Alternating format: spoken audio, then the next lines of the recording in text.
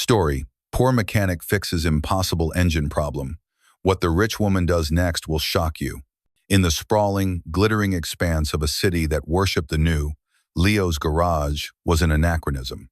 It didn't sit on a main thoroughfare, bathed in the neon glow of dealerships that promised 0% financing and state-of-the-art service bays. Instead, it was tucked away on a forgotten side street, a brick and tin structure that seemed to be held up by little more than stubbornness and the smell of motor oil. To the world rushing past, it was invisible, a relic of a slower, greasier time. To Leo, it was the whole world.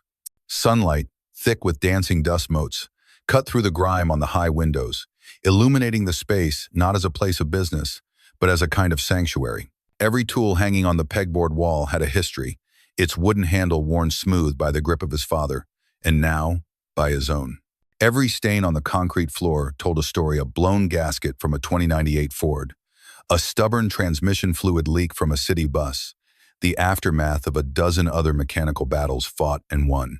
This wasn't just a garage, it was a library of automotive history, and Leo, at 25, was its sole, dedicated librarian. He had his father's hands calloused and stained with grease that soap could never quite conquer, but he had his mother's eyes, a clear, startling blue that seemed to see past the metal and into the very heart of a machine. He moved with a quiet, unhurried grace, his lanky frame weaving between engine hoists and piles of tired tires. He was currently listening, with the focused intensity of a doctor holding a stethoscope, to the ragged idle of a faded blue minivan. It's making that awful rattling noise again, Leo," said the van's owner, a harried-looking woman named Mrs. Gable. She wrung her hands, a gesture Leo had seen 100 times. It was the universal sign of someone for whom a car repair wasn't an inconvenience, but a potential catastrophe. "Especially when I go over bumps. I'm scared something's going to fall off with the kids in the back." Leo nodded slowly, his head tilted. He didn't reach for a complex diagnostic tablet or a code reader. He just listened. He walked to the front of the van, crouched down, and peered underneath, his blue eyes scanning the undercarriage. He asked her to turn the engine off. The sudden silence was punctuated by the drip of oil from a neighboring car on the lift. "It's okay, Mrs. Gable," he said, his voice calm and reassuring. He slid out from under the van, holding a small, rusted bolt in his palm. "The heat shield over your exhaust is loose. The bolt rusted through and snapped. When you hit a bump, it vibrates against the pipe. Sounds terrible, but it's not dangerous." Her shoulders, which had been tensed up to her ears, visibly relaxed. "Oh, thank goodness. Can you fix it?" "Already did," he said with a gentle smile. He had plucked a new bolt from a massive, chaotic coffee can labeled MISC bolts, his father's infinitely useful filing system, and had it tightened in less than 30 seconds. "It's secure now. Won't make another sound." Mrs. Gable's face flooded with relief, which quickly gave way to a familiar anxiety. What do I owe you?" Leo wiped his hands on an already black rag. He knew Mrs. Ress. Gable worked 2 jobs, and that this minivan was her lifeline, ferrying her kids to school and herself to work.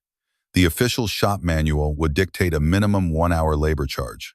A dealership like Prestige Motors across town would have charged her $200 and tried to sell her a whole new exhaust system.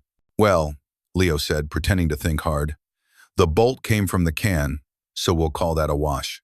And it took me, a minute? How about you just make sure those kids of yours do their homework tonight?" She stared at him. "Leo, I have to pay you something." All right, he relented, seeing her pride. $10 for the electricity I used with the light." She pressed a crumpled $20 bill into his hand. "You're a good man, Leo, just like your father." She squeezed his arm before getting into her minivan. The engine started with a familiar, healthy rumble, now blessedly free of any rattle. She gave him a grateful wave and drove off. Leo watched her go, the $20 bill feeling warm in his palm. It was a good feeling. It was also, he knew, a terrible way to run a business. He walked over to the small, cluttered office in the corner, a space dominated by a heavy wooden desk that had been his father's command center. He tossed the 20 into the cash box, where it lay beside a few other lonely bills. It was then that he heard the familiar squeak of the mail slot, A few envelopes clattered to the floor. He picked them up, a flyer for a pizza place, a utility bill, and one that made a knot of ice form in his stomach. It was from a law firm, the envelope thick and formal. The red block letters in the corner were impossible to ignore. Final notice. His hands, so steady and sure when dealing with machinery, trembled slightly as he tore it open. The legalese was dense, but the message was brutally simple. He was 3 months behind on the lease payment for the garage itself. The property had been sold after the old landlord passed away, and the new corporate owners had no room for sentiment or late payments. If he didn't pay the full back rent plus penalties, a sum that seemed astronomically impossible, in 30 days, they would begin eviction proceedings. The garage, the sanctuary, the only piece of his father he had left, would be locked up and sold off. The tools would be auctioned, the history erased. He sank into his father's worn leather chair, the threatening letter shaking in his hand. The smell of gasoline and old steel suddenly felt suffocating. He was failing. For all his skill, for all his passion, he was failing to keep the one promise he'd made to his father on his deathbed, to keep the garage doors open. His eyes fell upon an old heavy stethoscope hanging from a nail next to the desk. It wasn't a medical instrument. It was his father's primary diagnostic tool. He remembered being a small boy, watching in awe as his dad, a big man with a gentle touch, would place the metal bell against an engine block. The memory came back sharp and clear. He was 10 years old. "What do you hear, Dad?" he had asked. His father had closed his eyes, listening intently. "I hear a story, Leo," he'd murmured. "This engine is telling me it's tired. The oil is thin, and the valves are ticking just a little too fast, like a heart that's nervous. An engine has a rhythm, a heartbeat. It tells you when it's sick, long before it breaks down. Computers read codes, son. A true mechanic reads a story." He had handed the stethoscope to Leo. "You listen. Don't just hear the noise, hear the music." Leo closed his eyes, the crisp legal paper crinkling in his fist. He could hear his father's voice as clearly as if he were standing right there. But what good was hearing the music if the orchestra was being kicked out of the concert hall? What good was a legacy if you couldn't afford to keep the lights on? It was in that moment of quiet despair that a new sound pierced the familiar hum of the city. It wasn't the sputtering cough of an old sedan or the aggressive roar of a modified import. This was a sound Leo had only ever read about, a sound he thought belonged to a museum. It was a low, confident purr, a seamless whisper of perfectly meshed gears and controlled combustion. It was the sound of impossible quality, of money so old it no longer needed to shout. Leo stood up and walked to the massive, open garage door, drawn by the sound. A shadow fell over the threshold, and a car glided to a stop on the oil-stained pavement in front of him. It was a 1923 Rolls-Royce Silver Ghost. The car was magnificent, a specter from a forgotten dream. Its body was a lustrous, pearlescent white, every inch of its chrome grille and sweeping fenders polished to a mirror shine. It looked less like a vehicle and more like a piece of jewelry the size of a small whale. It was utterly, breathtakingly out of place, a pearl sitting in a pile of rusted gears. The engine idled, a whisper-soft thrum of power that made the hairs on Leo's arm stand up. It was the most beautiful sound he had ever heard. And for a moment, the threatening letter, the overdue bills, and the crushing weight of failure all vanished, replaced by a single, overwhelming thought. The purring of the Silver Ghost's engine was a sound so perfectly engineered that it seemed to absorb the ambient noise of the garage, creating a pocket of reverent silence around it. The driver's side door opened with a soft, satisfying thunk, a sound of pure mechanical precision. A single, elegant high-heel shoe, crafted from dark, lustrous leather, met the oil-stained concrete. Then, she emerged. She rose from the car, not like a person getting out, but like a figurehead being unveiled. She was a woman who seemed carved from cool marble, somewhere in her 40s, dressed in a cream-colored silk blouse and tailored black trousers that likely cost more than Leo's monthly rent. Her dark hair was pulled back in a severe, elegant chignon, and a pair of oversized sunglasses concealed her eyes, making her expression unreadable. She held a small, expensive-looking handbag like a shield. Her gaze swept over the cluttered workbenches, the stacks of old tires, and the general, organized chaos of Leo's domain. Her finely sculpted nose wrinkled almost imperceptibly, a silent, damning verdict on his entire world. The scent of her perfume, something clean and sharp, like sandalwood and rain, was an invading force, cutting through the familiar, comforting smells of grease and metal. Leo finally broke his trance, forcing his feet to move. He wiped his hands on the rag tucked into his back pocket, a futile gesture that only smeared the grease. He felt suddenly and intensely aware of his worn jeans, his sweat-stained t-shirt, and the grime under his fingernails. "Can I help you, ma'am?" he asked, his voice sounding rougher than usual. The woman slowly removed her sunglasses, revealing eyes the color of cool gray slate. They were tired eyes, shadowed with a frustration so deep it seemed to have settled into her very bones. She fixed him with a look that was neither friendly nor hostile, but simply appraising, as if he were a piece of equipment she was considering and likely dismissing. "I'm looking for Leo's garage," she stated, her voice as crisp and cool as her appearance. "My directions must be mistaken. This can't possibly be the place." "This is it," Leo confirmed, nodding. "I'm Leo." Her perfectly shaped eyebrows rose a fraction of an inch.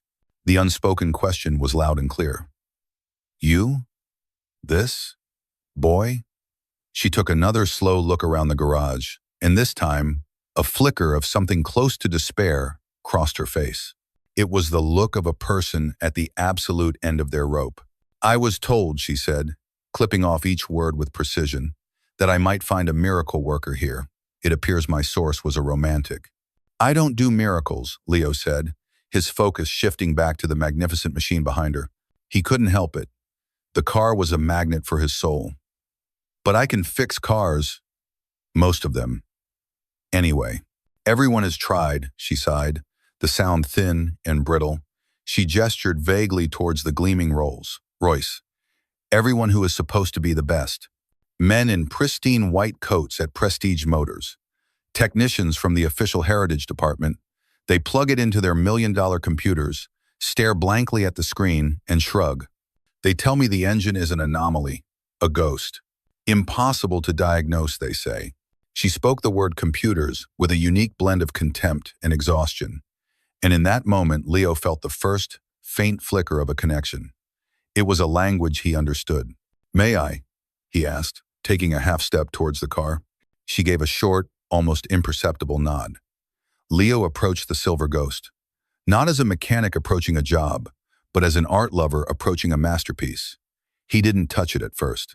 He just observed the perfect lines of the body, the intricate design of the Spirit of Ecstasy hood ornament, the sheer, unapologetic elegance of it all. He ran a gentle, grease-stained finger along the edge of the fender, his touch so light it was barely there. "She's a masterpiece," he murmured, more to himself than to her. He looked at her. "You don't just drive a car like this. You're its custodian." For the first time, the woman's icy composure wavered. His reverence was so genuine, so utterly devoid of any pretense, that it seemed to catch her off guard. The men at the dealerships had seen a price tag, a status symbol. Leo saw the car itself. Before she could respond, a shrill, modern ringtone sliced through the air. It was coming from her handbag. With an expression of profound annoyance, she retrieved a slim smartphone. She answered it with a curt, "Yes?" She listened for a moment, her back stiffening. "Yes, Marco, I'm here. I'm aware of your opinion. You've made it abundantly clear. No, it has not been a waste of my time yet."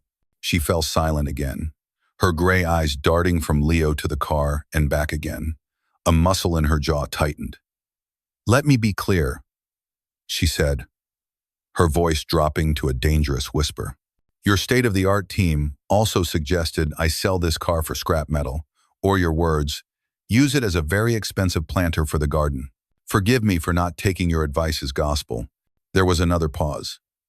She finally ended the call with a sharp, "I will call you when I have something to report. Goodbye." She slid the phone back into her bag with a snap, the gesture full of contained fury. She took a deep, steadying breath and turned her full attention back to Leo. "That was the manager of Prestige Motors," she explained, though she didn't need to. "He finds my current endeavor amusing. He assures me that if his team couldn't find the problem, no one can." "They look for codes," Leo said simply. "A car this old doesn't speak in codes. It speaks in whispers, E. Hisses. Clicks. It tells a story. He looked at her, his blue eyes direct and serious. What's the story? What does it do? She seemed to appreciate the directness. It doesn't do anything, she said, frustration returning to her voice. That's the problem. It will start sometimes. It will idle, just as it is now, perfectly. You can listen to it for an hour and believe it's the healthiest engine in the world.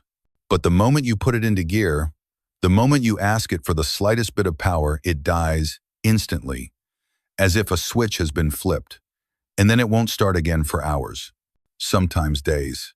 Leo's mind began to race. It wasn't a fuel problem, or it wouldn't idle so perfectly. It wasn't a spark problem, or it would misfire. It was something else, something conditional, something hiding. Let me pop the bonnet, he said, using the old British term out of respect for the car. He found the latch and carefully lifted one side of the winged hood, propping it open. He did the same for the other side. The engine that was revealed was a breathtaking sight. It was a labyrinth of polished copper, gleaming steel, and braided wiring, all of it immaculately clean. It looked less like an engine and more like the intricate workings of a giant mechanical watch. It was clear that this engine had been loved, meticulously cared for. My husband, the woman began, her voice suddenly softer, catching slightly. She stopped herself. He looked after it. Leo didn't press. He just nodded, absorbing this new piece of information. He leaned in, inhaling the faint scent of warm oil and ionized air. He didn't touch anything. He just looked, tracing the paths of fuel lines, vacuum hoses, and wiring looms with his eyes. He saw the standard components, but he also saw things that looked unique. Custom brackets, a rerouted fluid line, small, subtle modifications that wouldn't be in any manual. He stepped back. Do you have the keys? She hesitated for a beat, her fingers tightening around her handbag. Leaving the car here was insane. Leaving its keys with this boy who looked like he'd be more comfortable fixing a lawnmower was an act of pure, irrational desperation. But then she looked at the faces of the slick, condescending technicians in her memory, and then she looked at Leo's face, which held nothing but intense, focused curiosity. He was the only person who had looked at the car with wonder instead of contempt. Wordlessly, she reached into her bag and produced the key. It was a heavy, ornate piece of brass, a world away from the plastic fobs of modern cars. She placed it in Leo's outstretched, greasy palm. The contrast was stark. The symbol of immense wealth resting in the hand of a man who was moments away from losing everything. Find the problem, Mr. Leo, she said, her voice now a quiet plea. Just find it. And the B. She turned without another word, walked to the curb, and after a moment on her phone, a sleek, black town car appeared as if from nowhere and pulled up beside her. She got in, and the car whisked her away, disappearing back into the world of wealth and glass towers she had come from. Leo was left alone in the sudden silence of the garage, the heavy brass key feeling like a hot coal in his hand. He looked at the impossible, beautiful car, humming softly in his sanctuary of rust. He looked down at the eviction notice still sitting on his father's desk. The Ice Queen had given him an impossible request. But for the first time in weeks, as he looked at the puzzle before him, he felt a spark, not of despair but of hope. This car had a story, and he was determined to read it. The echo of the town car's engine faded, leaving Leo in a silence that was profound. It was just him, the ghost, and the weight of the brass key in his hand. The initial awe had now settled into the cold, hard reality of the task ahead. This wasn't one of Mrs. Gable's rattling heat shields. This was a puzzle that had stumped the best, a problem protected by a fortress of wealth and technology, and he had 30 days. He didn't start the engine. He didn't reach for a wrench or a multimeter. Instead, he pulled over a rickety wooden stool, placed it a few feet from the front grille, and simply sat. He sat for what felt like an hour, just looking. He let his eyes trace every line, every curve, every seam of the magnificent vehicle. He was learning its shape, its posture, its presence in his space. His father had taught him that you can't diagnose a patient without first getting to know them. You don't start by cutting. You start by observing. The city outside the garage doors rumbled on. a distant cacophony of sirens, horns, and hurried lives. But inside, there was only the low, impossibly steady hum of the rolls, Royce's idol. It was, Leo thought, a healthy lie. A perfect mask. Finally, he stood up and walked to his father's old workbench. He ignored the modern electronic tools hanging on the pegboard, the ones he had to buy to service newer cars. Instead, he reached for the old stethoscope. Its rubber tubing was slightly cracked with age, and the metal bell was tarnished. But he trusted it more than any digital sensor. He leaned over the engine bay, the sheer scale and complexity of it still astonishing. He carefully placed the bell of the stethoscope against the solid engine block. Closing his eyes, he blocked out everything else. The worry about the rent, the image of the woman in silk, the distant city noises. He just listened. The sound that came through the earpieces was mesmerizing. It wasn't noise. It was a symphony. The deep, rhythmic bass of the crankshaft, the whisper-soft whir of the timing gears, the gentle, precise clicks of the valves opening and closing. It was the sound of perfect health. There was no hesitation, no flutter, no hint of the catastrophic failure Isabella had described. The engine was telling him, in the clearest possible language, that nothing was wrong. And Leo knew with absolute certainty that it was lying. He spent the next few hours moving the stethoscope from point to point, listening to the fuel pump, the water pump, the generator. Each component sang a song of perfect function. It was baffling. It was infuriating. It was the most fascinating problem he had ever encountered. He knew the men at Prestige Motors had likely done the same, albeit with more advanced acoustic sensors, and had come to the same conclusion. The engine was fine, but they had stopped there. They had trusted the data. Leo trusted the story, and the story didn't add up. Frustrated, he pulled back from the engine and began a different kind of examination. If the problem wasn't obvious, perhaps it was hidden. He started to explore the car itself, running his hands along the inside of the cabin. The leather seats were soft and supple, the wood trim polished to a deep glow. Everything spoke of meticulous care. As he ran his hand along the bottom edge of the passenger seat, his fingers caught on a slight irregularity in the upholstery, a seam that wasn't quite factory perfect. Curious, he worked his fingers gently behind the flap of leather. He felt a small, flat latch. With a soft click, a section of the floor panel beneath the seat came loose. It wasn't a secret compartment for smuggling jewels. It was a custom-built, hidden cubby, designed for practicality. And inside, lying perfectly preserved, was a thick, leather-bound folio. He carefully lifted it out. It was heavy, the leather aged but cared for. He opened it on the passenger seat. Inside were the car's original hand-drawn schematics from the 1922nd, the paper thick and creamy, the ink faded to a soft blue. Alongside them were the owner's manuals and, most importantly, a sheaf of notes. The handwriting was elegant and precise, the script of an engineer. There were dozens of pages of observations, calculations, and diagrams detailing small but significant modifications made over the years. A custom-tuned carburetor jet, a rerouted vacuum line to compensate for modern fuel additives, a slightly modified timing advance. This wasn't just a car, it was a lifelong project. The ghost in the machine now had a name. It was the ghost of its former owner, a man who had been in constant, intimate conversation with it. Leo felt a surge of excitement. This was the language the computer couldn't read. This was the car's unique dialect. He sat in the driver's seat, the heavy brass key in the ignition, and began to read, cross-referencing the engineer's notes with the original schematics. He was no longer just a mechanic. He was an archaeologist, deciphering the history of a lost world. He was so absorbed that he lost all track of time. The sun began to set, casting long orange shadows across the garage floor. The hum of the Rolls-Royce remained unchanged, a constant, mocking reminder of the unsolved puzzle. It was the sight of the eviction notice, still sitting on his desk and catching the last ray of sunlight, that shattered his focus. The weight of his reality came crashing back down. What was he doing? He was spending hours, possibly days, poring over a rich woman's beautiful, impossible toy, while his own life, his own legacy was crumbling around him. The $20 Mrs. Gable had given him felt like a distant memory, a drop of water in a desert of debt.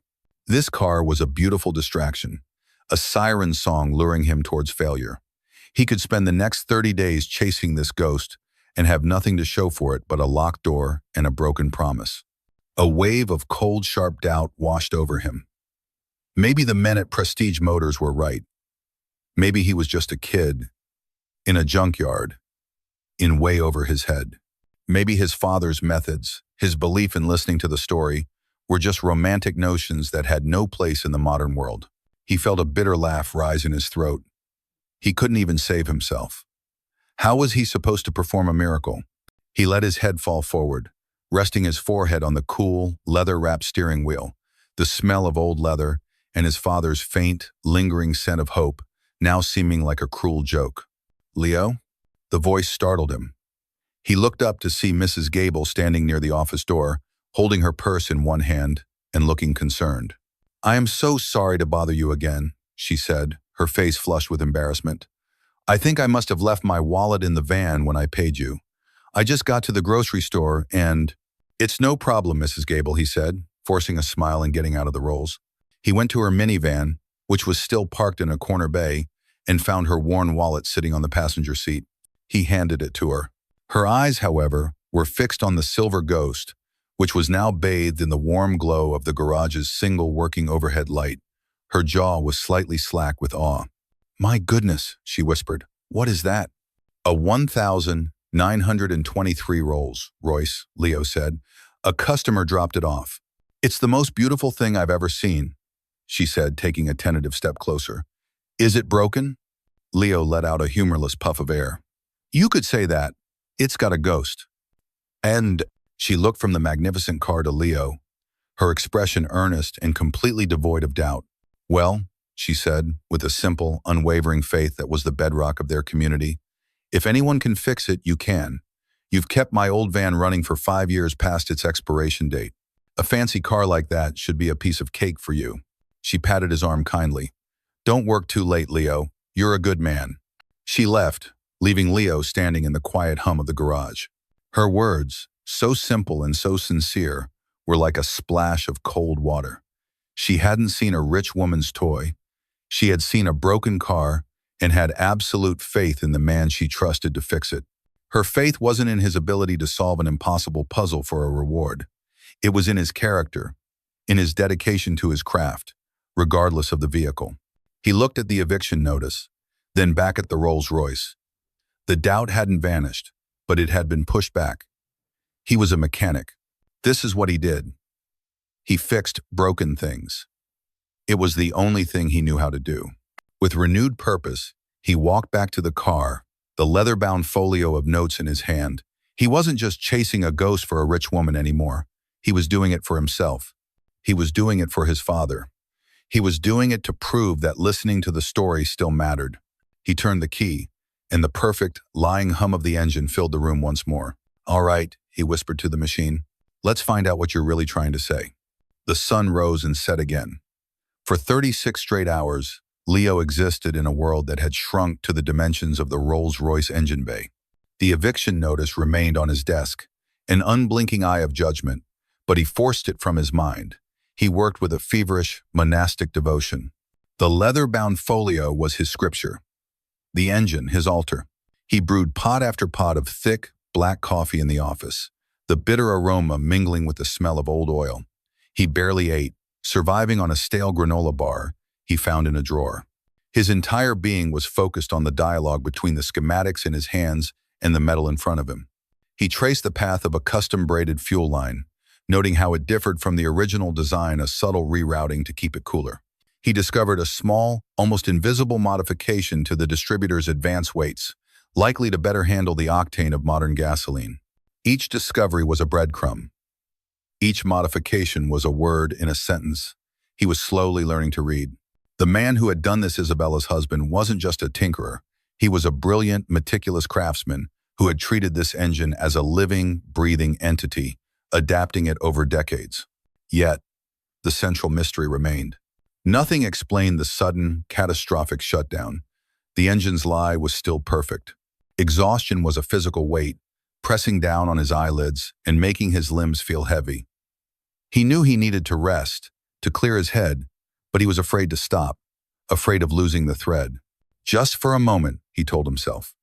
He leaned his back against the massive front tire of the Rolls, the cool rubber a welcome relief. He just closed his eyes for a minute. He was awoken by a sound that didn't belong. The soft crunch of expensive shoes on the gritty floor. Leo's eyes snapped open. Standing in the soft glow of the garage lights was Isabella Vance. She was dressed differently today in a simple dark cashmere sweater and gray flannel trousers. Her hair was down, falling in a soft wave over her shoulder. Without the severe suit and the defensive sunglasses, she looked younger, more approachable, and infinitely more tired. She was holding 2 paper cups of what smelled like real, fresh coffee. She had arrived in the same silent black town car, but this time she had gotten out and walked in alone, finding Leo asleep on the floor, his head resting against the tire of her car, his greasy hand lying just inches from the polished chrome hubcap. He scrambled to his feet, a flush of embarrassment warming his face. "Mrs. Vance, I'm so sorry. I didn't mean to." "Don't be," she said, her voice softer than before. She held out one of the cups. "I thought you might need this. I imagine the coffee here is functional." "Thank you," he said, taking the cup. The warmth seeped into his cold hands. He took a sip. It was rich and smooth, a world away from his own sludgy brew. An awkward silence hung between them. She wasn't demanding an update or showing impatience. She was simply watching him, her gray eyes filled with an unreadable expression. It wasn't pity, he realized. It was a kind of cautious curiosity. "You slept here," she stated. It wasn't an accusation. "I didn't want to lose my train of thought," Leo admitted, gesturing with his cup towards the engine. Whoever worked on this car, he was brilliant. He saw a flicker of something in her eyes, a spark of light in the cool gray. He decided to press on, to share his journey. "I found his notes," he said, pointing to the leather folio on the workbench. "The modifications are incredible. This isn't a standard silver ghost engine anymore. It's been customized, refined. Look." He led her to the open engine bay, his earlier self-consciousness replaced by the passion of his work. He pointed to a small, gleaming copper line. "This fuel line," he explained, his voice filled with genuine admiration. "The original design runs it closer to the exhaust manifold. On a hot day, with modern fuel, you could get a vapor lock." He rerouted it, fabricated his own brackets to shield it from the heat. "It's elegant. It's a solution. An accountant would never approve, but an artist would." He wasn't just replacing parts. He was in a conversation with this machine. Isabella stared at the copper line, but it was clear she was seeing something else entirely, a memory, a ghost. "My husband did that," she said, her voice barely a whisper. "His name was Arthur." It was the first time she had offered a name, a piece of him. "Arthur," Leo repeated quietly, the name giving the ghost a new substance. "He had a gift. He had grease on his hands more often than not," she said, a faint, sad smile touching her lips for the first time. "He would come home from his office, from a day of designing bridges or hydroelectric dams, and the first thing he would do was change out of his suit and come down to the garage. I used to complain about the smell of oil on his clothes." The smile vanished. "What I wouldn't give for that smell now." The confession hung in the air, raw and vulnerable. Leo remained silent, giving the moment the space it needed. He understood that this was a profound offering, a crack appearing in her carefully constructed armor. "He loved this car more than anything," she continued, running a hand along the car's fender, her touch mimicking the one Leo had given it when it first arrived. "He called it his symphony in steel. He said most modern things were designed to be replaced, but this was designed to be understood." Leo nodded, his heart aching with a sudden, sharp empathy. "He was right. He was an engineer," Isabella said, looking at Leo directly. Her gaze was intense. "A brilliant one. He designed things to be perfect, to be logical. That's what I don't understand. He would never have allowed a flaw like this, for the engine to just give up. It's illogical. It's not like him." "These says," and there it was, the final piece. The word clicked in Leo's mind with the satisfying thud of a deadbolt sliding into place. engineer. He hadn't just been a hobbyist or a rich man with a toy. He was a professional problem solver, a man who thought in systems, tolerances, and stress points. A man like that wouldn't leave behind a simple, obvious flaw. If there was a flaw, it would be complex. It would be hidden. It might even be a consequence of his own genius. Leo was no longer looking for a random mechanical failure. He was looking for the signature of a specific mind. He was hunting for a blind spot in a brilliant man's logic. That, Leo started, his mind racing, connecting dots. That changes everything. How? She asked, a sliver of hope in her voice.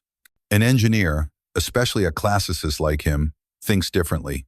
He wouldn't use a standard part where a custom one would be better. He might design something to a tolerance so specific that after years of heat and vibration, it would fail in a way no one would ever expect. I've been looking for a broken part. I think I need to be looking for a perfectly designed puzzle. Isabella stared at him, truly seeing him for the first time. He wasn't just a mechanic with good intuition. He understood. He understood the philosophy behind the grease and metal. He understood Arthur. My husband would have liked you, Leo, she said quietly. The formality of Mr. Leo was gone, replaced by a simple, direct acknowledgement. She glanced at her watch, the spell breaking. I have a board meeting I cannot miss. They're already furious with me for spending my time on this sentimental project. She walked back towards the garage door, pausing at the threshold. Thank you for the update, and for understanding. Ed. Leo just nodded, his mind already spinning with new theories, new possibilities. As her town car pulled away, he wasn't looking at the car, he was looking at the eviction notice on his desk. The fear was still there, but it was now overshadowed by the thrill of the chase. He knew what he had to do. He wasn't just going to search the engine anymore. He was going to search the man. He was going to find out everything he could about Arthur Vance. Because the ghost in the machine wasn't a malfunction. It was the personality of its creator, and Leo was finally beginning to learn its language.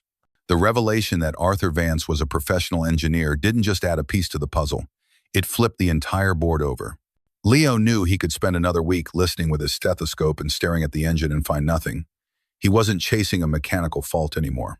He was chasing a ghost of logic, a phantom born from a specific, brilliant mind. He locked up the garage, leaving the Rolls-Royce humming softly in the darkness like a sleeping giant. The task at hand couldn't be accomplished with wrenches and rags. He needed a different kind of tool, information. The city's main public library was a stark, modern building of glass and steel, a world away from the familiar, dusty comfort of his garage. He felt out of place in his grease-stained work shirt and worn boots, earning a few sideways glances as he walked past hushed reading rooms and rows of students hunched over laptops. He found the public computer terminals, slid a few dollars into the slot to buy an hour of internet time, and sat down. He typed Arthur Vance into the search bar. The results flooded the screen, painting a picture of a man far more significant than Leo had imagined. Arthur Vance hadn't just been an engineer, he had been a titan. There were articles from architectural digests, engineering journals, and business magazines. He had designed the breathtakingly elegant suspension bridge that spanned the city's main river. He had pioneered new techniques in hydroelectric dam construction, creating structures that were not only functional but also strangely beautiful. He was a visionary, a man who blended artistry with physics. Leo clicked through images of his work: soaring bridges, elegant concrete curves, complex industrial facilities that had a kind of brutalist grace. There was a pattern, a clear design philosophy. Arthur Vance built things to last. He built them with soul. Then Leo found a different kind of article, a more personal one from a local magazine published about 5 years ago, shortly after Arthur's death. It was a retrospective piece, a tribute to a local genius. It featured interviews with colleagues and friends. Leo scrolled past the platitudes and glowing reviews of his public works until a particular quote from a former colleague snagged his attention. Arthur was a perfectionist, almost to a fault, the quote read. He believed that any system, mechanical or structural, had a single point of critical harmony, a place where all the forces and stresses were in perfect balance. He also loved puzzles. He used to say that the best way to understand a system was to find the one elegant way it could fail. He saw failure not as a mistake, but as the machine's final, most honest truth. Leo's blood ran cold. He read the quote again, "The one elegant way it could fail." He leaned back, his mind igniting. This wasn't a breakdown. It was a riddle. Arthur Vance hadn't left behind a flaw. He had designed a final exam, a problem so subtle, so deeply embedded in his own unique modifications, that only someone who understood his philosophy could solve it. The engine idling perfectly wasn't a lie. It was the first part of the riddle, designed to fool the brute force diagnostics of the modern world. The shutdown was the punchline. He frantically started searching for more personal details. He found mentions of Arthur's private workshop, his love for pre-war engineering, and his belief that modern computer-aided design CAD was a crutch for a dull mind. He was a man of calipers, slide rules, and intuition. An idea began to form in Leo's mind, a theory so specific and so wild that it felt both insane and perfectly logical. He remembered the modifications he'd seen, the custom-made parts. What if one of those parts, a part that looked perfect, had a built-in, intentional point of failure? Not a weakness, but a feature. A point designed to fail only under a specific, combined set of circumstances. What were the conditions? The engine idled perfectly, meaning fuel, air, and spark were fine at rest. It failed the moment it was put into gear, the moment a load was applied. Load meant increased demand on the fuel system. It meant a change in engine vibration and torque. It also meant a subtle increase in heat across the manifold. His thoughts focused on one specific area he had examined earlier: the fuel intake manifold. It was a complex piece of cast metal, and Arthur's notes indicated he had fabricated his own replacement for the original years ago to improve airflow. The notes were meticulous, showing diagrams and material specifications. Leo's theory was this: what if Arthur, in his quest for perfection, had designed the manifold with an incredibly fine tolerance? What if he had created a part that, when cool, was perfect, but when subjected to the precise combination of heat and torque from the engine under load, would develop a microscopic fracture, a hairline crack so small it would be invisible to the naked eye, but just large enough to suck in a tiny, unmetered stream of air? This would instantly lean out the fuel mixture, causing the engine to stall. And here was the genius of the puzzle. As the engine cooled, the metal would contract, and the tiny fracture would close up completely, leaving no trace. It would vanish. It would become a ghost. Any mechanic looking at the cooled-down engine would see a perfect, sealed component. It would only reveal its secret at the exact moment of failure. It was a problem you couldn't find. You had to deduce it. You had to understand the architect to see the flaw in his cathedral. His heart was hammering against his ribs. He felt a dizzying mix of terror and elation. He grabbed a pen and a napkin from the dispenser next to the computer and began sketching, his hand moving with frantic energy. He drew the manifold, the fuel lines, the carburetor. He drew an arrow showing the engine's torque under load. He drew another, showing the heat radiating from the block. And then he drew a tiny star on the manifold, at a point where those forces would be most concentrated, a spot hidden underneath a mounting bracket, a spot no one would ever think to inspect. This had to be it. It was the only explanation that honored the brilliance of the engineer and the impossibility of the problem. It was an elegant failure. His purchased time on the computer was about to expire. He quickly printed the magazine article with the crucial quote. He needed to talk to Isabella. He needed to tell her his theory. He ran back to the garage, his mind on fire. He found the phone number for the town car service on a crumpled piece of paper he'd used as a coaster and asked them to relay a message to Mrs. N. Vance, saying it was urgent. An hour later, as dusk was falling, she called him back. Her voice was strained, clearly pulled from a stressful meeting. "Leo, is everything all right?" "It's more than all right, Mrs. Vance," he said, his voice buzzing with energy. "I think I know what the problem is. But it's not what you think. It's not a broken part. It's a puzzle, a message, left by your husband." There was silence on the other end of the line. He took a deep breath and explained his theory, from the articles he'd read to the quote about elegant failure. He described his hypothesis about the hairline fracture in the custom-made manifold, a crack that would appear and disappear like a phantom. He explained that it was a flaw so brilliant it was almost a work of art. He designed a problem, Leo finished, that could only be solved by someone who thought like him. Someone who would respect the machine enough to learn its story instead of just plugging it into a computer. He waited, his knuckles white as he gripped the phone. He had either just had the single greatest insight of his mechanical career, or he sounded like a lunatic. He could hear her breathing on the other end of the line, soft and unsteady. "Isabella," she said quietly. "What?" "Please," she said, her voice thick with an emotion he couldn't quite place. "Call me Isabella. My husband. Arthur. He loved puzzles. Riddles. He always said the answer was hiding in plain sight. If you only knew how to look, he would have loved this." The confirmation in her voice was all he needed. It wasn't just a theory anymore. "Can you fix it?" she asked. And for the first time, there was no doubt in her voice, only pure, unadulterated hope. "I can't find a replacement part because one doesn't exist," Leo said, looking around the garage, at his father's old forge, sitting cold and silent in the corner. "But I don't need one. I can make one." The phone call with Isabella had changed the air in the garage. The ghost of Arthur Vance was no longer a mysterious saboteur. He was a silent partner, a grandmaster who had left a final chess problem on the board. And now, it was Leo's move. Hope was a dangerous, volatile fuel, and he could feel it humming in his own veins. His first step was to prove the theory. He couldn't just start building a new part based on a hunch. No matter how strong it was, he needed confirmation. But how to find a crack that only existed for a fraction of a second, at the exact moment of failure?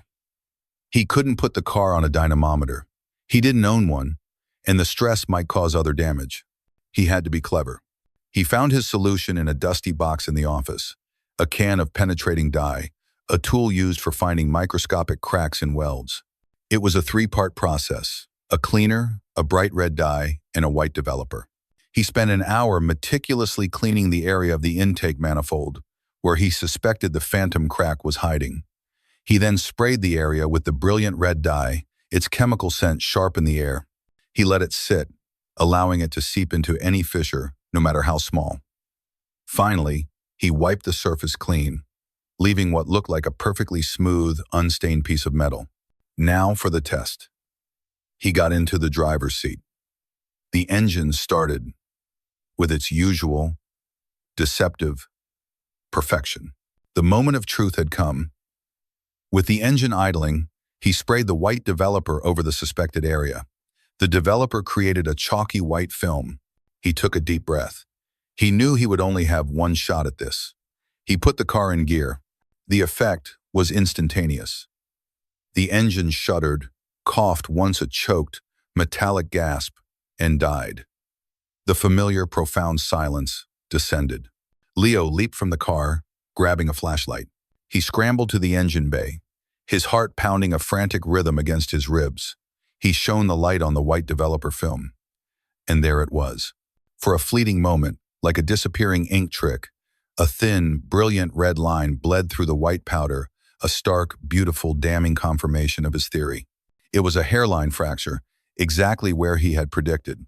Already beginning to fade as the metal cooled and contracted, he let out a whoop of pure, unadulterated triumph that echoed through the empty garage. He had found the ghost. The elation lasted for a full minute before the immense, terrifying reality of the next step settled in.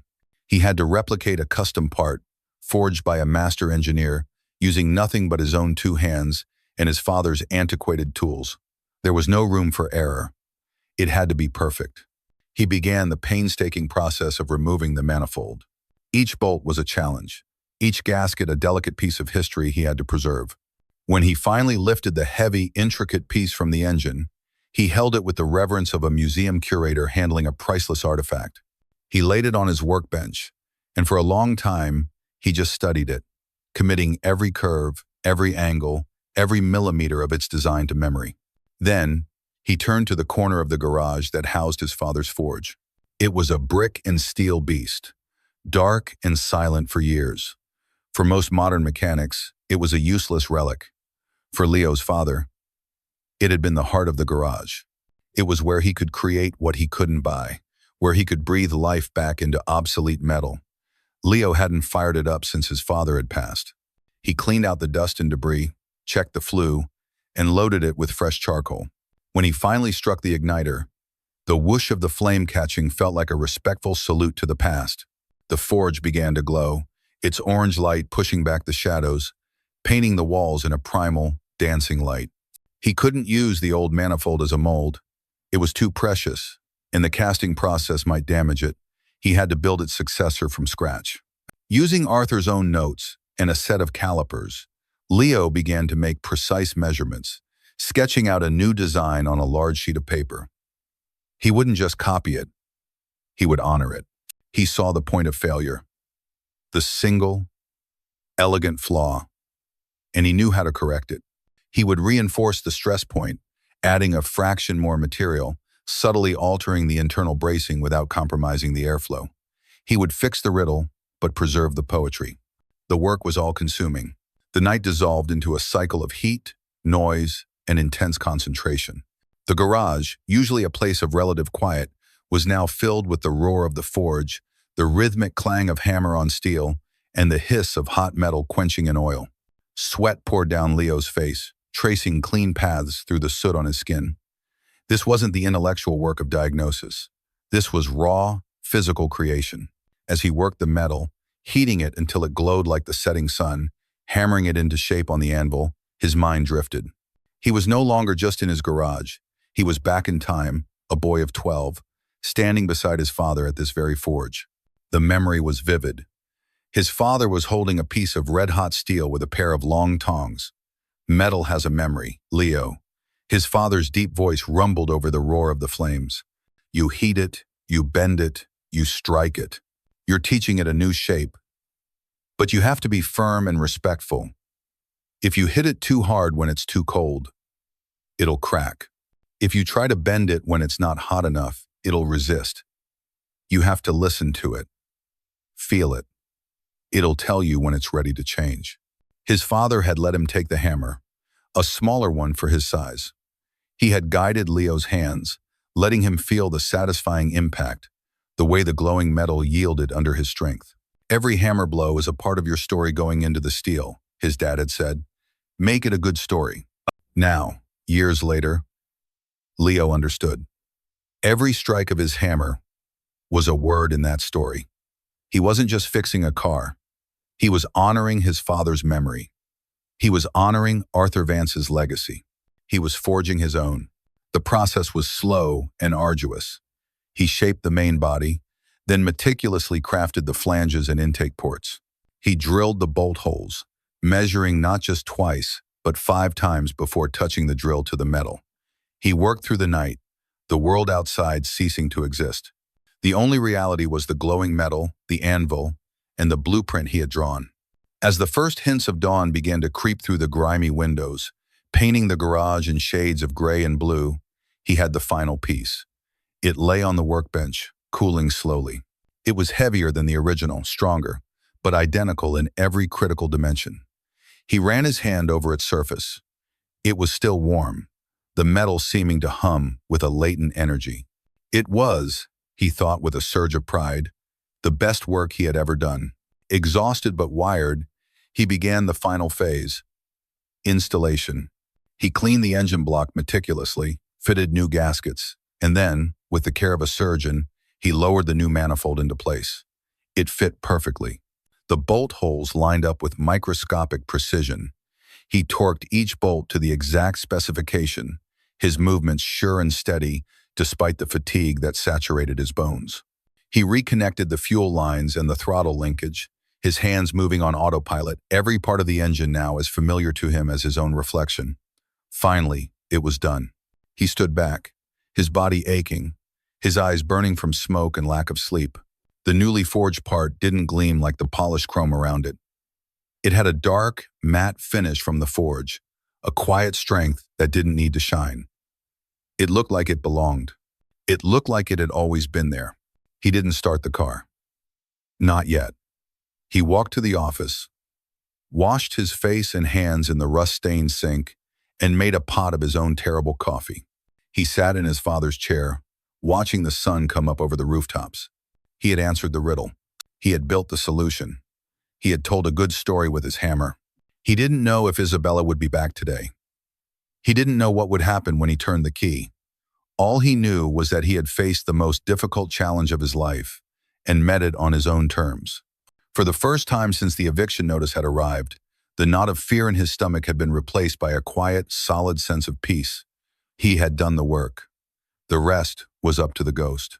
The morning air in the garage was still and heavy with the metallic scent of the cooled forge and the faint aroma of coffee. Leo sat at his father's desk, the newly installed manifold, a dark, solid presence in the engine bay. The exhaustion was a physical entity, a blanket weighing him down, but beneath it, a current of nervous energy crackled. He had done everything he could. The theory, the diagnosis, the creation, it all led to this single quiet moment. He was contemplating his next move when the familiar, discreet sound of the town car pulling up outside broke the silence. A moment later, Isabella Vance stepped through the open garage door. She looked as if she hadn't slept either. Her elegant clothes were slightly rumpled, and there were faint shadows under her eyes that even her immaculate makeup couldn't fully conceal. She held her handbag in front of her like a shield, but her composure seemed fragile, as if it might shatter at the slightest touch. Her gaze immediately fell upon the engine, then shifted to Leo, her eyes asking the question her lips didn't dare to form. "Good morning," Leo said, his voice raspy from a night of smoke and disuse. He stood up, his joints protesting. "The new part is installed." Isabella walked slowly towards the car, her steps hesitant. She peered into the engine bay, her eyes finding the dark, unfamiliar shape of the manifold he had forged. It didn't gleam like the surrounding components. It looked functional, strong, and serious.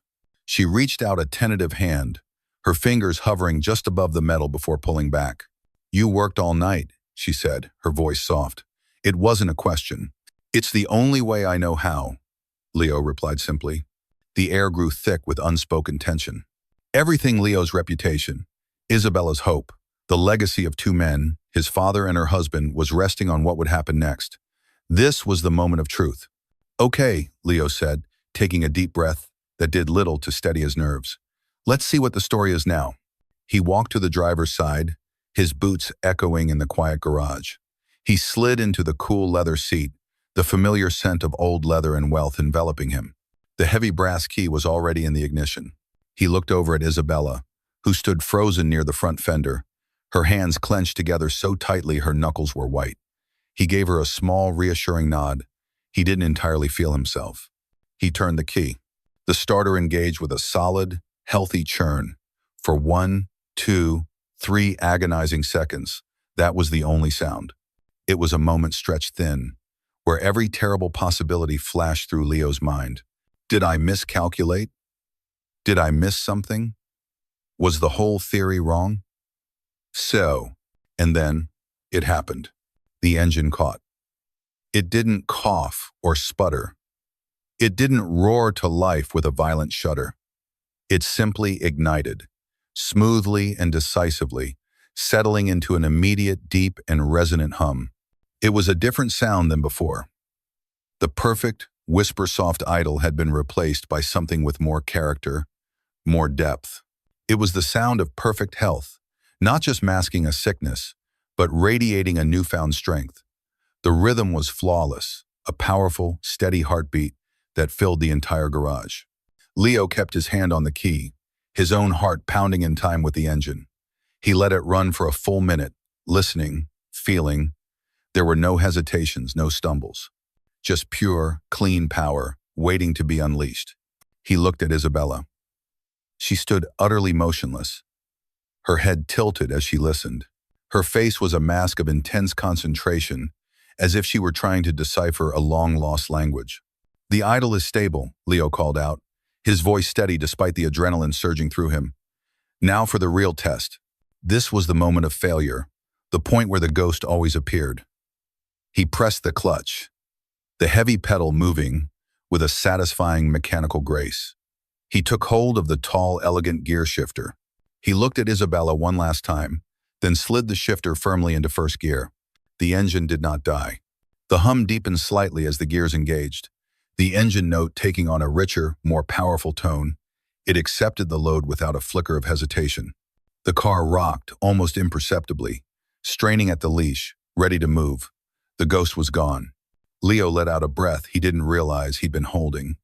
A wide, incredulous grin spread across his face. He had done it. He had actually done it. He looked over at Isabella, expecting to see relief, happiness, a smile. What he saw stopped him cold. Her carefully constructed armor had not just cracked, it had disintegrated. Her face was pale, and her lips were parted, as if in shock. Her eyes were wide, fixed on the grill of the car, as if it were a living thing. And from those cool gray eyes, tears were streaming down her cheeks. They were not quiet, delicate tears. They were heavy, silent sobs, carving paths through her makeup. She made no sound, no movement to wipe them away. She simply stood there and wept. "Isabella?" Leo asked, his voice full of concern as he quickly cut the engine. The sudden silence was deafening. He started to get out of the car. "No, wait," she whispered, her voice choked and broken. She raised a hand not to stop him, but as if to hold on to the moment. She took a shuddering breath, trying to regain control. "The day he died," she began, her voice cracking. "Arthur, he had a sudden heart attack in his workshop. It was instantaneous." She paused, wrestling with the memory. "I found him. And later that day, when the tow truck came for this car to move it to our city home, it wouldn't start. It had been running perfectly that morning. He had been tuning it. And then, nothing." "Oh." She finally looked at Leo, her eyes swimming with a grief so profound it was painful to witness. "For years," she continued, her voice trembling, "the best mechanics, the most expensive experts, they all looked at me like I was a foolish, sentimental woman. They said cars are just machines, that I was imagining the connection. But I knew the engine died with him. I believed it was a sign that a piece of his spirit, his soul, was intertwined with it, and that soul had left when he did. For it to stay silent all this time, it felt like he was truly, completely gone." She took another shaky breath, her gaze returning to the silent engine. "That sound," she whispered, her voice filled with awe. "When you put it in gear, and the engine note deepened, that's the sound it used to make. The sound he loved. He always said you could hear its strength when it was ready to work. You didn't just fix an engine, Leo." Her voice broke completely. "You brought him back. Just for a moment. You let me hear him again." The raw, undiluted truth of her words settled over the garage.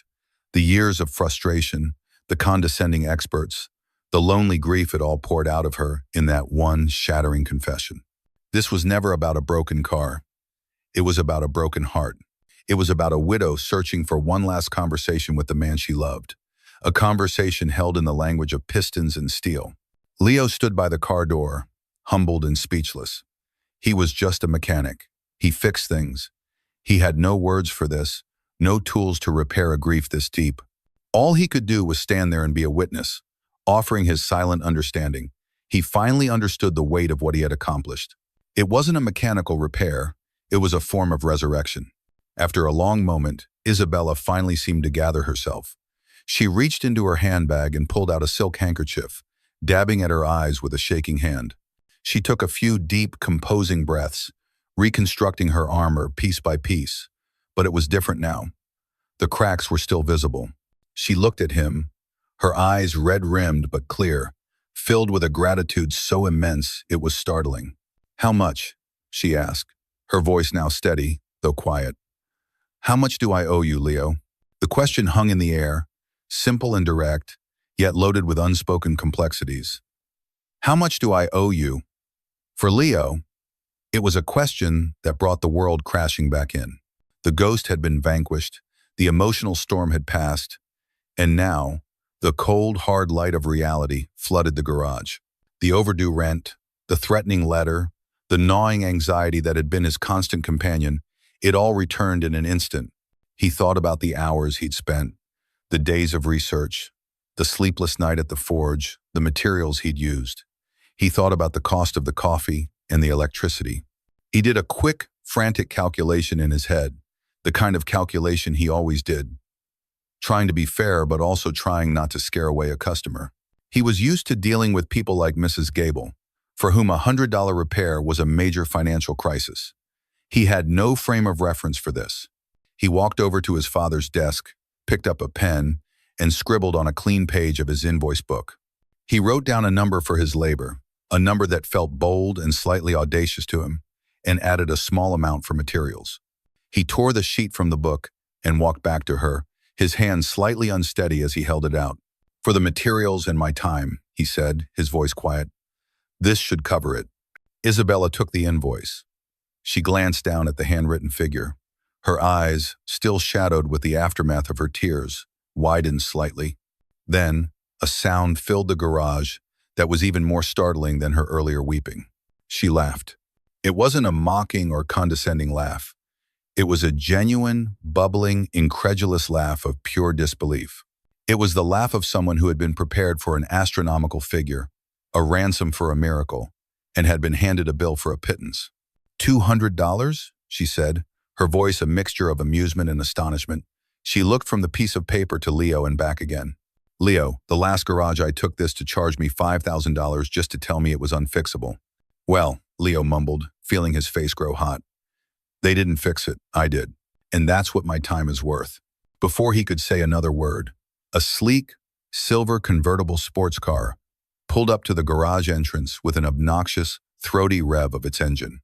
The driver's door swung open and out stepped Marco, the manager from Prestige Motors. He was dressed in a ridiculously expensive-looking suit, his hair perfectly coiffed, a smug grin plastered on his face. He was clearly here for a victory lap to gloat over Isabella's foolish endeavor. "Isabella, my dear," he began, his voice oozing insincere concern as he strode into the garage. "I came to rescue you. I assume the experiment has run its course? Don't worry. I'll have a flatbed here in 20 minutes to haul this beautiful lawn ornament back to your—" His voice trailed off as his eyes fell on the scene. He saw Isabella, looking emotionally drained but not defeated.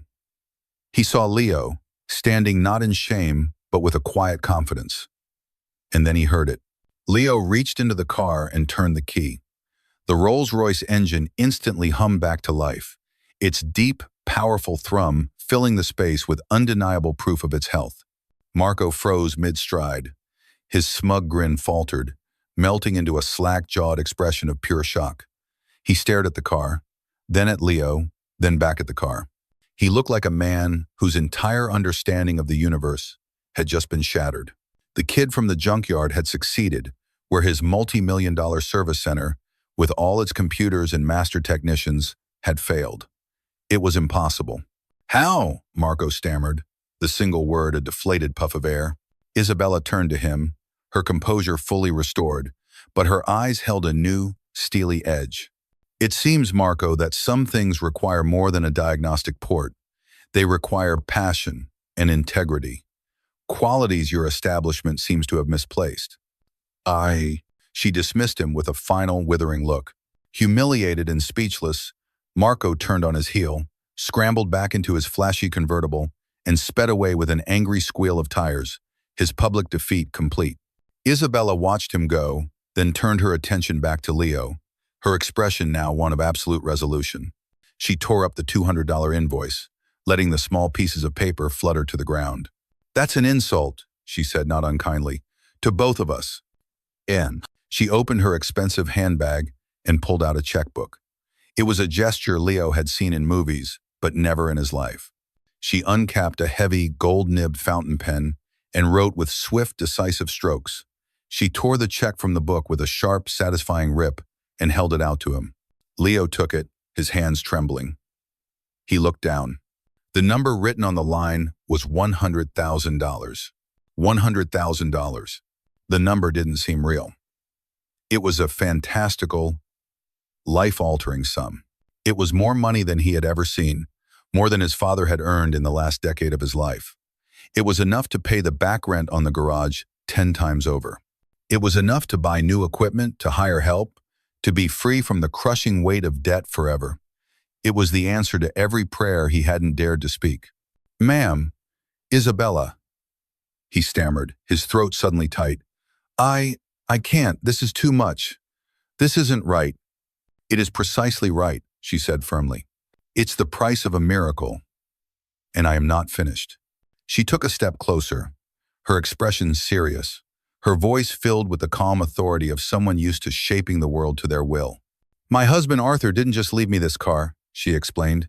He left behind a collection, nearly 24 classic and rare automobiles, each with its own story, its own soul. They are currently wasting away in a climate-controlled storage facility, tended to by specialists like Marco who see them as assets on a balance sheet. They need a guardian. They need someone who understands them. She paused, letting the weight of her words sink in. The job is yours, Leo. I want you to be the curator of Arthur's collection. I'll build you a new facility, a state-of-the-art workshop that would make Prestige Motors look like a bicycle repair shop. Whatever tools you want, whatever equipment you need, you name it, a 6-figure salary. You'll never have to worry about greasy rags or overdue bills again for the rest of your life. This was it. The dream. The escape. It was a golden ladder lowered from the heavens, offering him a way out of his struggle and into a world of security and prestige he could never have imagined. It was everything he thought he wanted. He looked at the check in his hand, the ink still seeming to shimmer with promise. He saw a future free from worry, a life of working on the most beautiful cars in the world. Then, he lifted his gaze and looked around the garage. He saw the spot on the floor where Mrs. Gable's minivan had leaked oil. He saw his father's hammer resting on the anvil, silent and strong. He saw the coffee can full of miscellaneous bolts, the container that had held the simple part that had saved a single Mother's Day. He saw his name, Leo's Garage, crudely painted on the wall by his father's hand years ago. He thought about the community he served, the students with their beat-up cars, the families whose entire lives depended on their aging vehicles, the people for whom a $200 repair was a serious discussion. Who would listen to their stories if he was gone? With a deep, steadying breath, he made a choice. He folded the check for $100,000 in half and held it back out to Isabella. Thank you, Isabella, he said, his voice clear and steady, all trace of stammering gone. It's the most incredible offer I've ever received, and I am grateful beyond words, but I can't accept it. She stared at him, her expression a mixture of confusion and disbelief. This garage, he continued, gesturing to the space around them, this was my dad's. My passion isn't just for rare, perfect cars like yours. It's for the imperfect ones, too. The ones that get people to their jobs, that take kids to school. This is where I belong. This is my community. I can't leave it. He placed the folded check gently in her hand. I can't be your employee. My name is on the sign. The folded check sat in Isabella's palm, a silent, powerful testament to the choice Leo had just made. The air in the garage crackled with the weight of his refusal. He had looked at a lifetime of financial freedom and turned it down for the sake of his name on a faded sign and a duty to a community of sputtering minivans. Isabella stared at him, her expression unreadable. Leo braced himself for the inevitable reaction. Disappointment, anger, perhaps even offended pride. Any other wealthy patron, accustomed to getting their way, would have seen his refusal as an insult. They would have dismissed him as a sentimental fool, gotten in their car and driven away, leaving him to the mercy of his debts. But Isabella didn't move.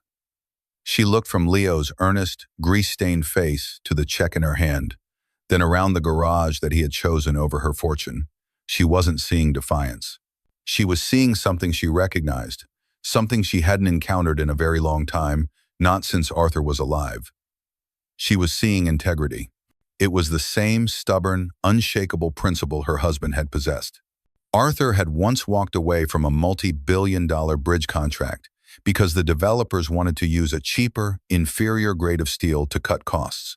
A bridge isn't a line item on a budget. He had thundered at her that night. It's a promise to every person who crosses it. My name is on the blueprint. That has to mean something.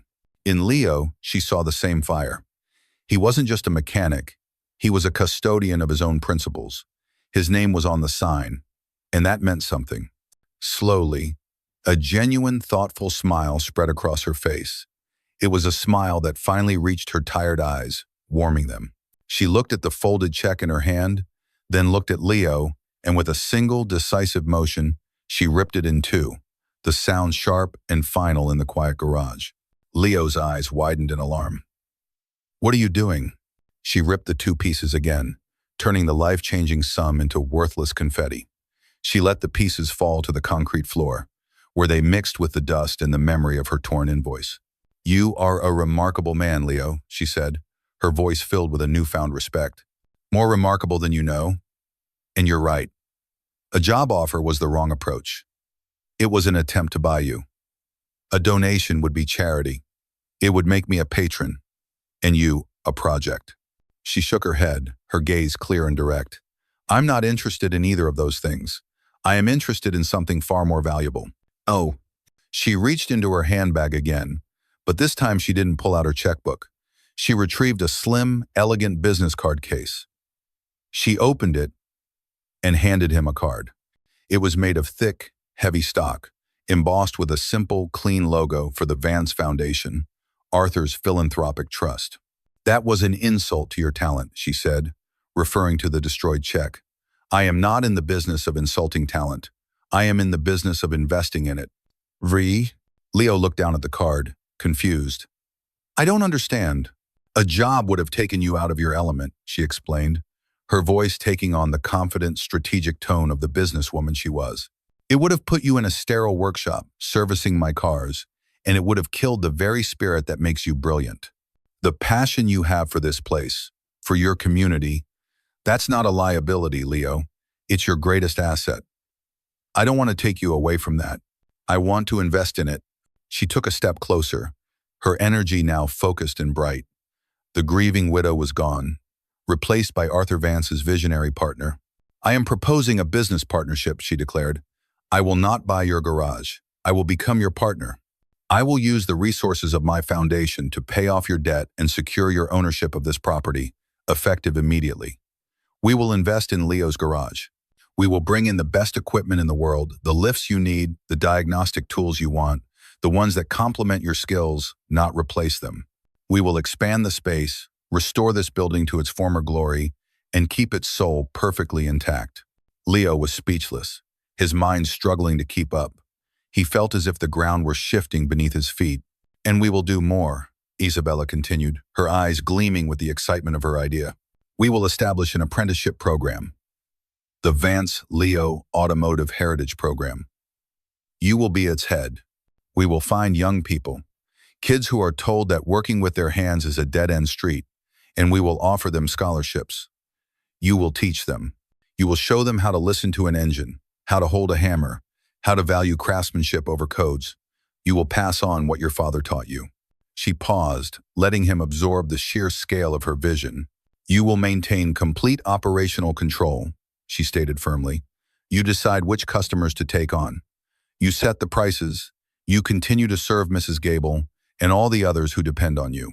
The profits from the high-end restoration work we will attract, because believe me, when word gets out about what you did with my car, they will subsidize your work for the community. You will never have to choose between your principles and paying the bills again."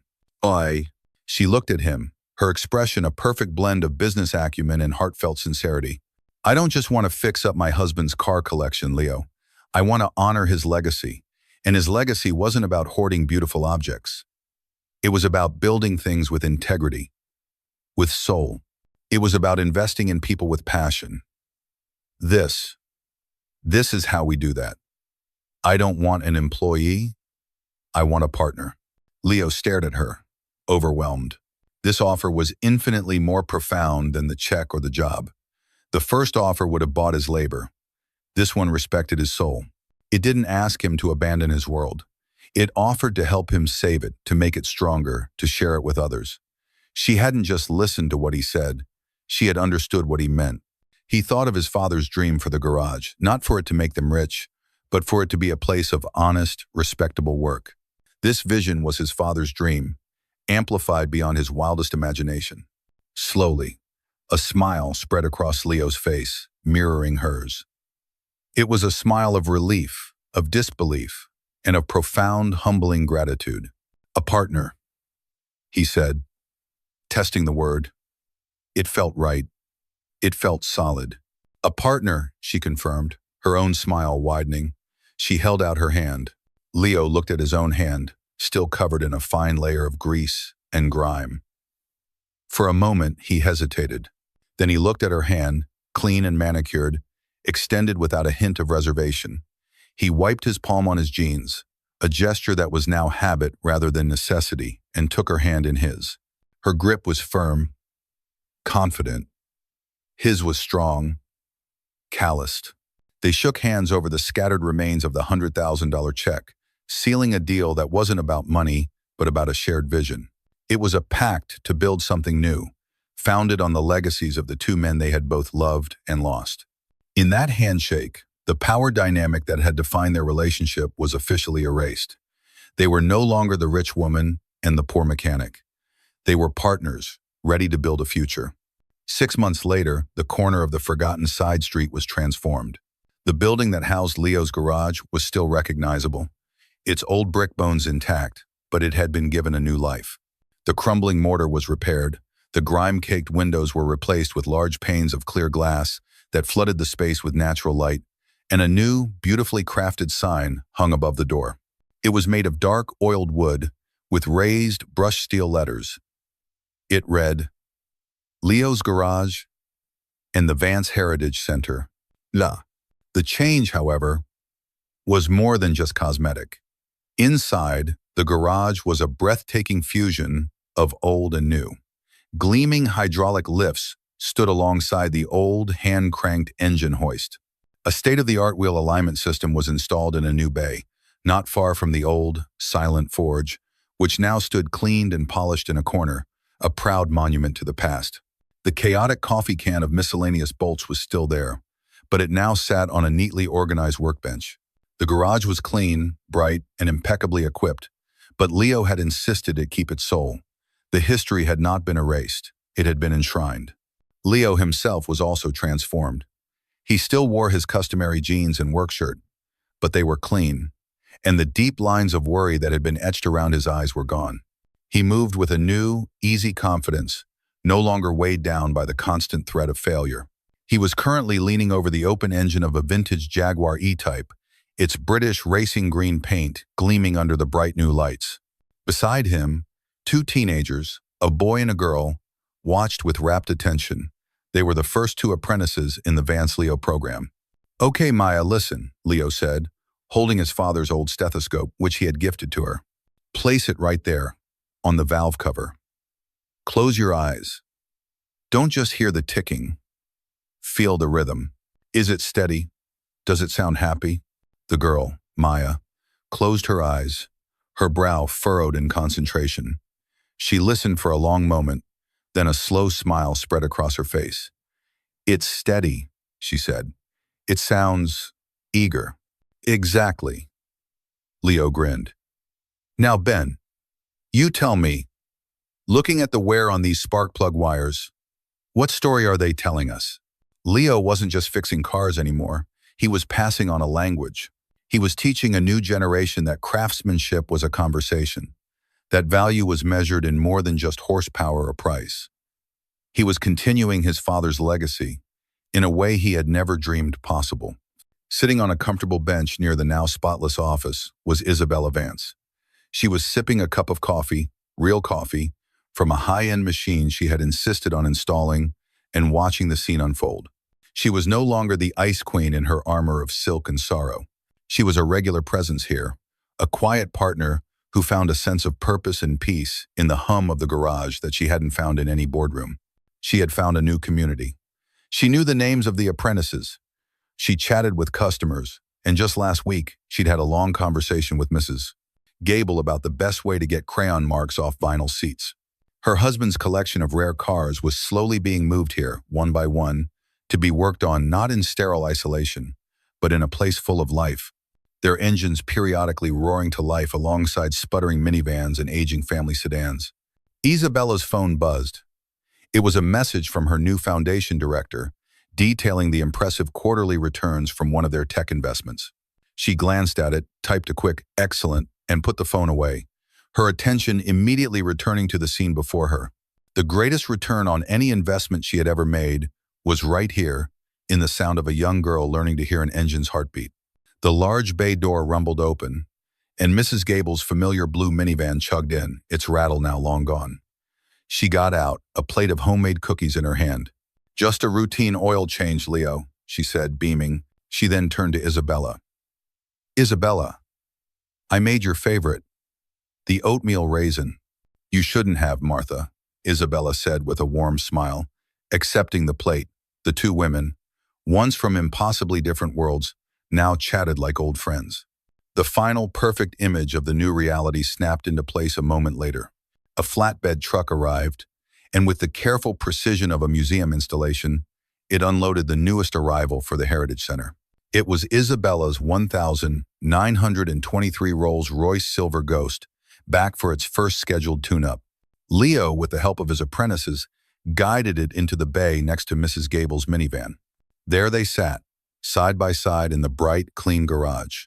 The humble, hard-working minivan that represented community and perseverance, and the magnificent, regal Rolls-Royce that represented history and a love that transcended death. Once, they had been symbols of two separate, unequal worlds. Now, they were just two cars, in the same garage, under the care of the same man, surrounded by the same community. They were proof that the gap between those worlds could be bridged, not with a simple check, but with a partnership built on mutual respect, shared passion, and the courage to invest in people. Leo caught Isabella's eye across the garage floor.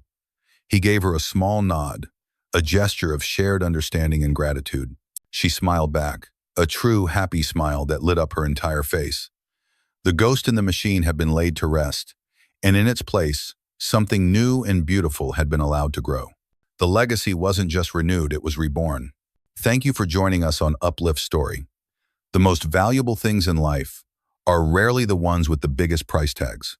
True wealth is found in passion, integrity, and the connections we build with one another. What does legacy mean to you? Is it what you leave behind or what you pass on? Let us know your thoughts in the comments below. And if you believe in the power of stories like this, please subscribe to our channel for more uplifting content. We are so grateful to have you here with us. Until next time.